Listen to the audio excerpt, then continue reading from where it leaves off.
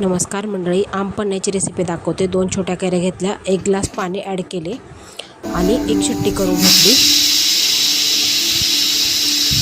Cooker थंड झाला की आंबे बाहेर काढून कैऱ्या थंड करून झाले की स्मॅश करून घेतल्या, साल काढून।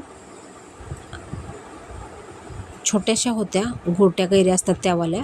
आणि त्यामध्ये मग 1 चमचा मीठ टाकलं, थोडासा पुदिना, 1 चमचा गूळ आणि बडीशोप 1 चमचा, चिल्ड वॉटर थंडगार पाणी त्यामध्ये ॲड केलं। सगळं मिक्स करून घेतलं आणि ब्लेंडरमधून फिरवून घेतलं थोडंसं। आणि थंडगार असं सर्व केलं।